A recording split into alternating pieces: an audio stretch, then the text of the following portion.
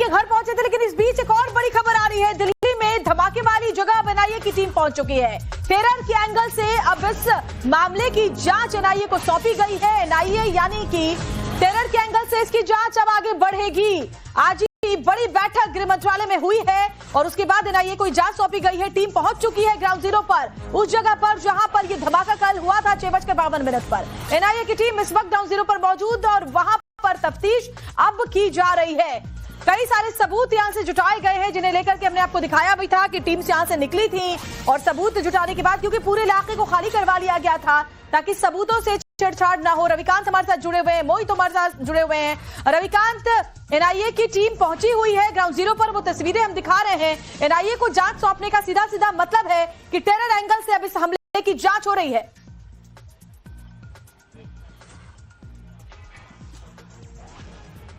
रविकांत, क्या एक बार अपना सवाल दोहराएंगी?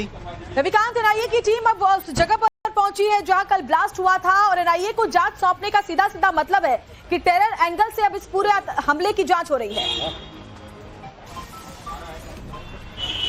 बिल्कुल श्वेता, आपसे कुछ ही देर पहले एनआईए को ये जांच जो है वो हैंडओवर कर दी गई है। केंद्रीय गृह मंत्री इस वक्त गृह मंत्रालय पहुंचे हैं और एनआईए के तमाम बड़े ऑफिसर्स, दिल्ली पुलिस के कमिश्नर और यहां पर इंटेलिजेंस ब्यूरो के जो अधिकारी हैं वो गृह मंत्रालय में हैं और इस वक्त एनआईए को जांच हैंडओवर करने के बाद पहली बैठक केंद्रीय गृह मंत्री गृह मंत्रालय में ले रहे हैं। एनआईए की टीम जो है वो स्पॉट पर है। कल देर रात से ही एनआईए जो है वो दिल्ली पुलिस को असिस्ट कर रही थी, लेकिन जितने भी एविडेंस कलेक्ट किए गए हैं, जो फॉरेंसिक की रिपोर्ट है, वो इस बात को इंडिकेट करती है कि इसकी जांच टेरर एंगल के तहत भी की जाए। इसीलिए ये फैसला किया गया गृह मंत्रालय के द्वारा कि अब ये जांच एनआईए के द्वारा कराई जाएगी। जितने एविडेंस जो हैं वो दिल्ली पुलिस ने इकट्ठा किए गए हैं और टेक्निकली सारे एविडेंस जो हैं वो एनआईए के तमाम बड़े अधिकारियों को हैंडओवर कर दिए जाएंगे और दिल्ली पुलिस जो है अब इस पूरे मामले में एनआईए को असिस्ट करेगी, क्योंकि सबसे पहले स्पॉट पर दिल्ली पुलिस पहुंची थी। लेकिन अब जांच जो है वो एनआईए को दी गई है और ये इस बात का इंडिकेशन है कि सरकार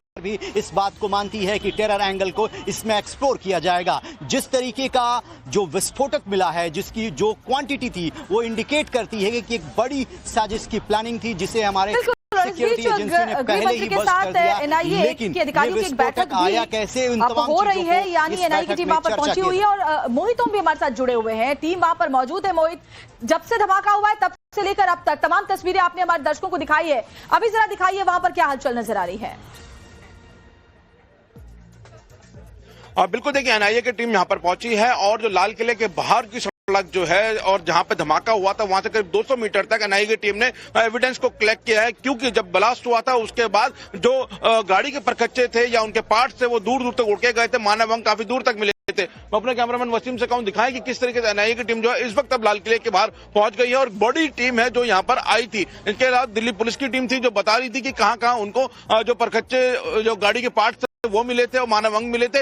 वहां से अब एविडेंस कलेक्ट किए गए हैं, पूरे इलाके की मैपिंग हुई है और सड़क के दोनों तरफ जो है वो इस वक्त एनआईए की टीम जांच करती हुई नजर आ रही है। जिस तरीके से रविकांत बता रहे थे कि अब पूरी जांच जो है वो एनआईए के हाथ में चली गई है, उसके बाद से ही अलर्ट मोड पर नजर आ रही है एनआईए की टीम। हालांकि कल रात की बात करें तो कल रात वो यहाँ पे एनआईए की फॉरेंसिक की टीम पहुंच गई थी। अगर दूसरी तरफ देखें तो दूसरी तरफ भी लोकल पुलिस यहाँ पे अलर्ट मोड पर नजर आ रही है और यहाँ से जो एविडेंस है वो कलेक्ट करने जा रहे हैं। इसलिए पूरी सड़क जहां पे मीडिया का जमावड़ा था उसको खाली किया जा रहा है और खुद डीसीपी नॉर्थ राजा बांथिया जो है वो इस वक्त यहाँ पे सड़क पर आपको नजर आ रहे हैं। उनके साथ पूरी लोकल पुलिस की टीम जो है वो यहाँ पे पूरी सड़क को खाली करा रही है, क्योंकि ये सड़क काफी अहम हो जाती है। कल रात जब हम यहाँ खड़े थे, यहाँ पे हमने कई जगहों पे देखा था कि गाड़ी के पार्ट्स पड़े हुए थे जगह जगह पर और उसके अलावा यहाँ पर जो है वो मानव अंग मिल रहे थे। और अब स्पेशल सेल के एडिशनल सीपी प्रमोद कुशवाहा भी यहाँ पर जो है वो यहाँ पर जांच करते हुए नजर आ रहे हैं। उसके साथ डीसीपी नॉर्थ राजा बांथिया वो यहाँ पर आपको नजर आ रहे हैं। तो यानी दिल्ली पुलिस भी यहाँ पर असिस्ट करते हुए पूरी तरीके से एनआईए को नजर आ रही है और आला अधिकारी जो है वो सड़कों पर नजर आ रहे हैं, क्योंकि अब बहुत तेज जांच हो चुकी है और एक पूरा जो रोड मैप है उस गाड़ी का वो तैयार हो चुका है कि 11 घंटे तक गाड़ी किस तरीके से फरीदाबाद से निकल के बदरपुर बॉर्डर आती है, बदरपुर से लेकर सेंट्रल दिल्ली आती है, सेंट्रल दिल्ली के आफ्टरनून में। और मोहित, एक बहुत बड़ी खबर इस वक्त सामने आ रही है। दिल्ली ब्लास्ट केस में एक और डॉक्टर पर शिकंजा कस गया है। फरीदाबाद से डॉक्टर सोहेल बताया जा रहा है, इसे हिरासत में लिया गया है। इससे पहले डॉक्टर सज्जाद को पकड़ा गया था और सेक्टर 56 जहां पर विस्फोटक बरामद हुआ था, ये इसी डॉक्टर सोहेल का घर था। तो सोचिए ये पूरे आतंक के डॉक्टर्स, कितना बड़ा ये आतंक का रैकेट चला रहे थे। पुलकित नागर हमारे साथ हमारे सहयोगी जुड़े हुए हैं।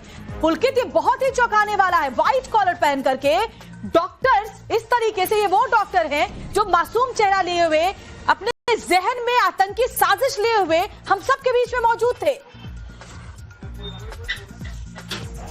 जाहिर तौर पर जिन डॉक्टरों को इंसान को बचाने की जिम्मेदारी होनी चाहिए,